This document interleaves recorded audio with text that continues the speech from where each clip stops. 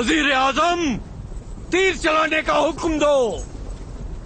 तीर चलाओ।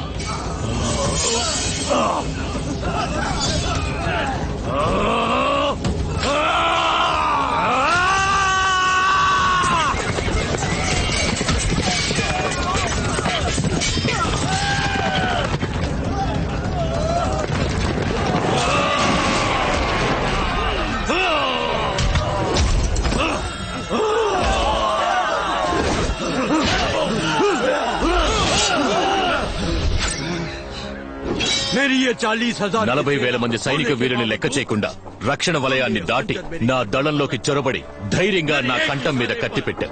నా దళం నిన్ను నలిపి పారేయడానికి క్షణిక కాలం కూడా పట్టదు. నువ్వు చిటిక వేసేలోగా నా వలయ ఖడ్గం నీ కంఠాన్ని ఖండించి వేస్తుంది. నా శరీరంలోంచి ఒక రక్తపు బొట్టు కారినా కూడా నా సైనిక వీరులు నిన్ను నీ దేశ ప్రజల్ని అంతం చేసేస్తారు. నాయకుడు లేక నీ దళం నా రాజ్యాన్ని దోచుకోవడంలో నీకేమిటి లాభం? నీకేమిటి లాభం? నా కంఠం మీద కత్తి పెట్టిన మరుక్షణమే నన్ను అంతం చేసుండొచ్చు కదా. నిన్నంతం చేయడం గెలవడం నా లక్ష్యం కాదు. నిన్ను నా రాజ్యం నుంచి తరిమి కొట్టడమే నా లక్ష్యం. ఆయుధాలను వెనుదీసుకోండి. ఢిల్లీ से यहाँ तक पहुँचने में ఢిల్లీ నుంచి బయలుదేరి దాదాపు 6 మాసాలు కావస్తుంది. ఎన్నో ప్రదేశాలు దాటి వచ్చాను. కొందరు రాజులు శరణు కోరారు, కొందరు తప్పించుకు పారిపోయారు, మరికొందరు ప్రజలను యుద్ధానికి పంపి దాక్కున్నారు. కానీ ఆంధ్రుడువైన నువ్వు మాత్రమే ధైర్యంగా నా ముందుకొచ్చి నిలబడి. ప్రజల్ని కవచంలా ఉపయోగించుకునేవాడు రాజు కాదు, ఆ ప్రజలకి కవచంలా ఉండేవాడే రాజు. అర్ధచంద్రాకారంలో ఉన్న ఈ ఆయుధం పేరే వలయ ఖడ్గం. వలయ ఖడ్గం. నీ వలయ ఖడ్గాన్ని నాకిచ్చి నీ దేశాన్ని నువ్వే పరిపాలించుకో.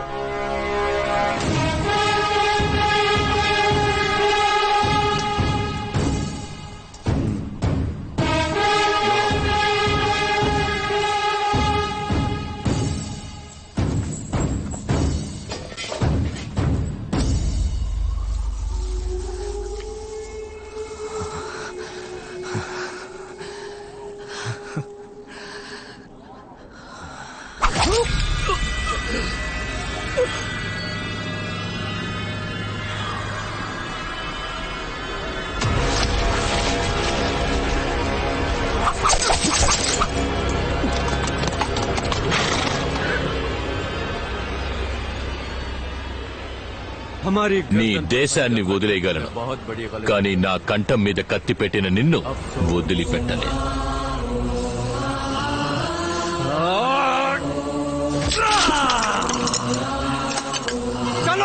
పాండ్య రాజ్యం వైపు పయనిద్దాం. నమ్మక ద్రోహం నేను కని విని ఎరుగని ఆయుధం.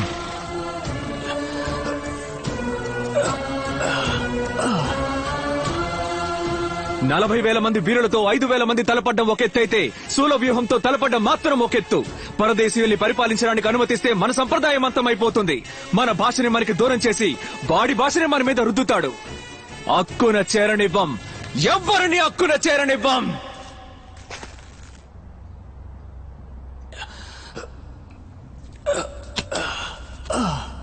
నేను మళ్ళీ వస్తాను.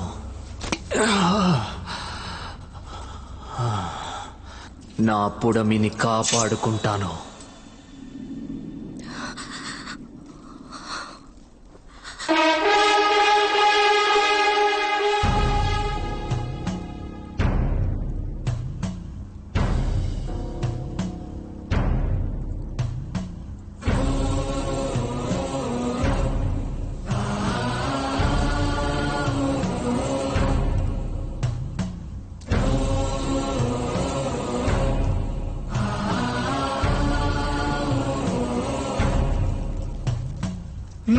స్థలాలను తన పేరుకు మార్చుకోబోతున్నాడు. రేపు వాడు వాటిని ఒక విదేశీ కంపెనీకి అమ్మేసి వెళ్లిపోతాడు. ఆనాడు ఆంగ్లేయులు వచ్చినట్టు ఈ రోజు ఇంకొకళ్ళు వస్తారా? ఆంధ్రుడి భూమి ఆంధ్రుడి దగ్గరే ఉండాలి. నువ్వు బాధ్యత ఉన్నవాడివో లేనివాడివో నాకు తెలియదు, కానీ ఈ అంతఃపురానికి సంబంధించి నువ్వు రాజువి. నువ్వు చల్లగా ఉండాలి.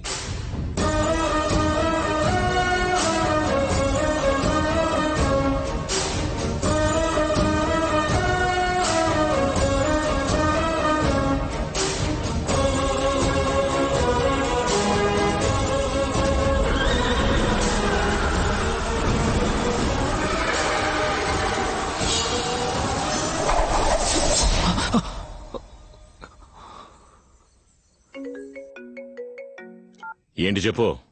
సార్ రేపు morning registration confirm sir. Online payment కావడం వల్ల అందరికీ బ్యాంక్ అకౌంట్స్ ఓపెన్ చేశాను సార్. డాక్యుమెంట్స్ వెరిఫికేషన్ కూడా పూర్తయింది. రేపు మార్నింగ్ 10 గంటలకి నితిన్ మెహతా రిజిస్టర్ ఆఫీస్కి వచ్చేస్తారు సార్. రాజా, రేపు ఉదయం 10 గంటలకల్లా రిజిస్ట్రేషన్ అంట. సింహాద్రిపురంలో ఉన్న 1500 ఎకరాల వ్యవసాయ భూములు వాళ్ళ పేరున మారబోతున్నాయి. ఇప్పుడు మనం ఏం చేయబోతున్నాం? రిజిస్ట్రేషన్ జరగబోయేది రిజిస్టర్డ్ ఆఫీస్ లో కాదు. సరే సార్. స్థలం అమ్మడానికి వచ్చిన వాళ్ళందరినీ తీసుకొచ్చి మన కళ్యాణ మండపంలో ఉంచు. Okay sir. అట్నే రిజిస్టర్ ఆఫీసర్ కూడా మన కంట్రోల్లోకి తెచ్చిపెట్టుకో. అలాగే సార్. రేపు ఎక్కడ ఎన్ని గంటలకి రిజిస్ట్రేషన్ అని నేను చెప్తాను. మనమేం చేయబోతున్నాం అనే దానికంటే శత్రువులు ఏం చేయాలనుకుంటున్నారో తెలుసుకుంటే చాలు. మనమేం చేయాలో అర్థం అవుతుంది. పో, వెళ్ళి ల్యాప్టాప్ తీసుకురా. అలాగే రాజా. రాజా, అడుగుతున్నానని తప్పుగా అనుకోకండి. ఇలాంటి పరిస్థితుల్లో కూడా సినిమా చూడడానికి ల్యాప్టాప్ అడుగుతున్నారే? నేను ఇంతవరకు నేను కొట్టలేదు కదా. లేదే. ఇప్పుడు నేనేం తప్పుగా అడిగానని ల్యాప్టాప్ లో అందరూ సినిమాలాగా చూస్తారు.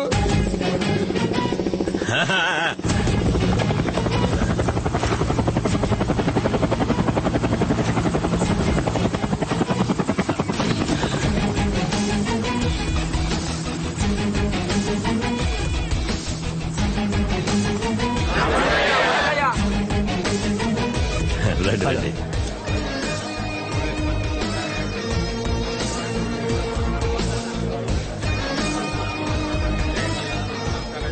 What happen?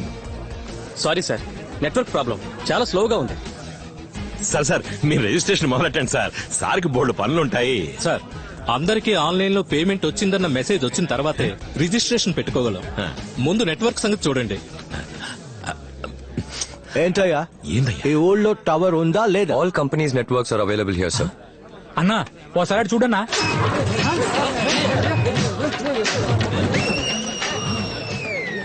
సీమరాజా నట్టుల్ని పీకేశాడు. ఏంటి problem? Krishna, this is 3,000 crore project. నాకు ఏ ప్రాబ్లం ఉండకూడదు. వాడు ఎవడో పిలు, మాట్లాడి చూద్దాం, లేదా ఫినిష్ చేద్దాం. Call him. ఇంకా ఆలోచిస్తే వెంట నా సేటు వాళ్ళ మనుషుల దగ్గర తుపాకులు ఉన్నాయి. తేడా వచ్చిందంటే కాల్చేస్తారు. ధైర్యంగా పిలువండి. రాయ్, ఫోన్ చేసి రమ్మని చెప్పు. కానీ సిగ్నల్ లేదు కదా. పోయి పికప్ చేసుకురారా.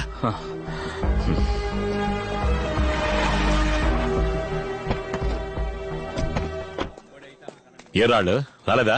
నేను పిలిచాను బావా, పికప్ కి బండి పంపిస్తేనే వస్తారట. ఏ మనసుమో ఉంది కదా. ఈ బండి కాదు, వాళ్ళు స్టేట్ వచ్చిన బండిలోనే వస్తారట. ఏంది హెలికాప్టరా? అవును